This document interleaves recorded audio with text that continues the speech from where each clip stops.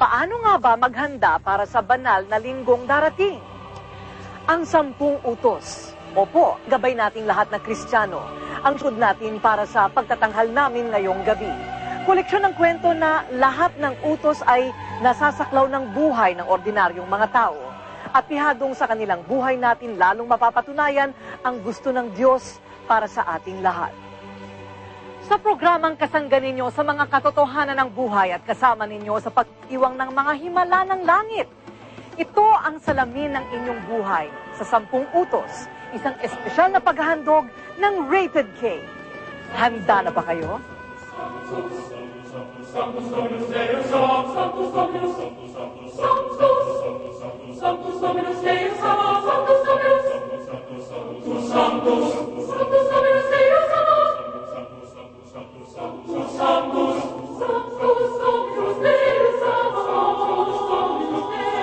Ang unang utos, ibigin ng Diyos ng higit sa lahat. Marami sa atin ay hindi batid na binabali na pala natin ang kautosang ito, tulad na lamang ng dating chief ng Bureau of Customs na si Ramon Manahan. Sinamba ang salapi, nabuhay sa makasalanang alak, pinabayaan ng pamilya kapalit ng bisyo na siyang ginawa niyang Diyos. Higit sa lahat, tinalikuran ang langit at ang kanyang dinyos ay lahat ng makamundong bagay. So nagsisimba rin po ako. Lumulugod din akong simbahan. Pero ang oras ko at saka ng isip ko, ang puso ko, nakatuon doon sa Diyos-Diyosan.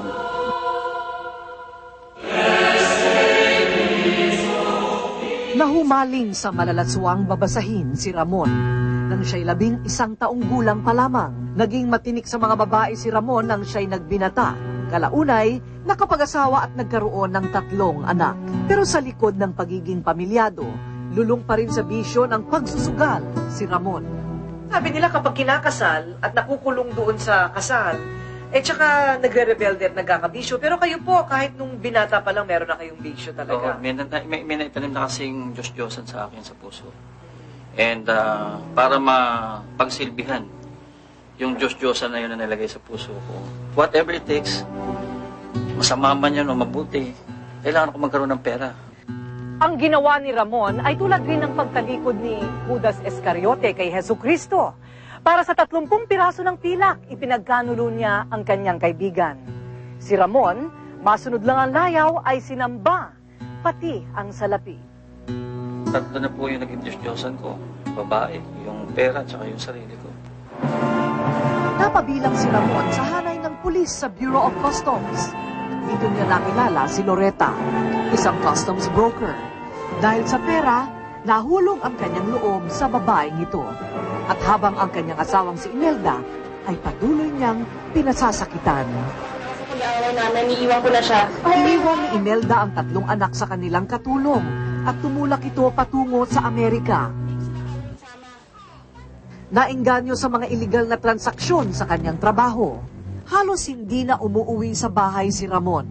Ang mga naipundar na gamit ay unti-unti na rin naisanla at naubos. Tuluyan na rin siyang iniwan ng babaeng kinakasama. Isang umaga, pag-uwi ni Ramon sa kanilang bahay,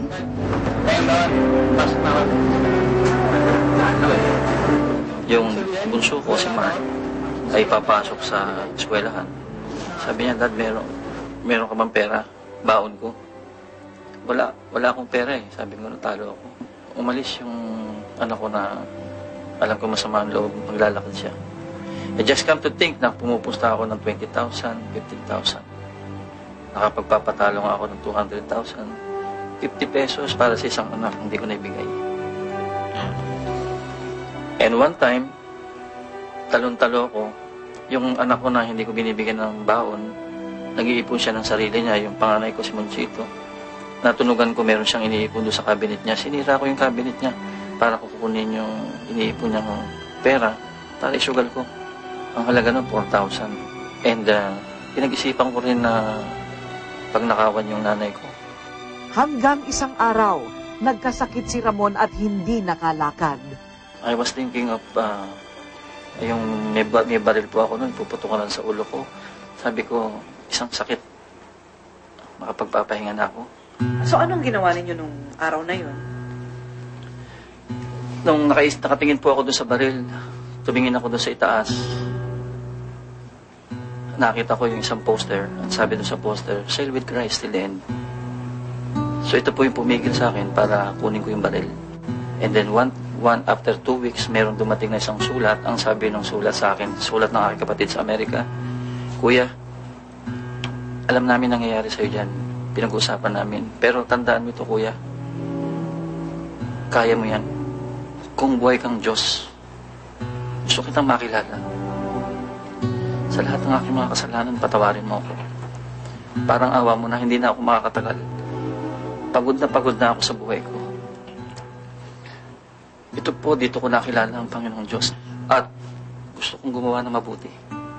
At nang madistino si Ramon sa arrival area ng airport bilang customs inspector, Nandun po ako sa arrival area. Meron po nakaiwan na black jacket.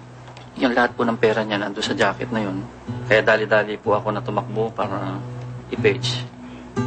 And then finally, naisoli po yun. nabalita ang pangyayaring iyon at tinawag si Ramon at ang kanyang kasama ng "Custom man is an honest man." Tumawag po sa akin ang aking nanay. "Anak, nabasa ko sa dyaryo yung tungkol sa iyo. Congratulations, anak. I'm proud of you." Medyo nayanig ako doon sa narinig ko na pinagmamalaki ako ng nanay ko. Sumunod na tumawag sa akin yung aking anak, si Mark, na hindi ko binigyan ng 50 pesos na pampasok. Sabi niya, dala-dala ko yung bulletin sa eskwelahan. Pinagmamalaki kita. Sabi ko, tatay kita. Itong tatay ko, honest man sa customs. Tapos tumawag po sa akin yung aking mga kapatid sa Amerika. "Kuya, pinag-usapan namin dito yung nangyari sa pagsuli mo ng pera. Ang sabi namin dito sa mga tao dito, ng mga kaibigan namin, kapatid namin yan, si Ramon Banal. Ito po yung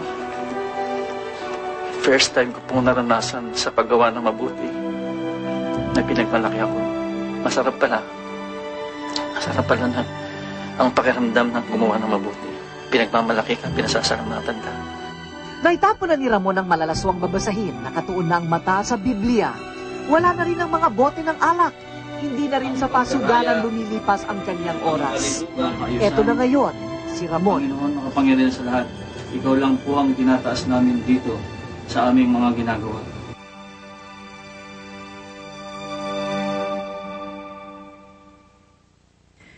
Ang kwento ni Ramon ay salamin ng kahit na sinong mga tao na nalulunod sa karangyaan at kasaganaan ng buhay. Ikaw, ako, tayong lahat, magsilbisan ng aral at inspirasyon ng kanyang pinagdaanan.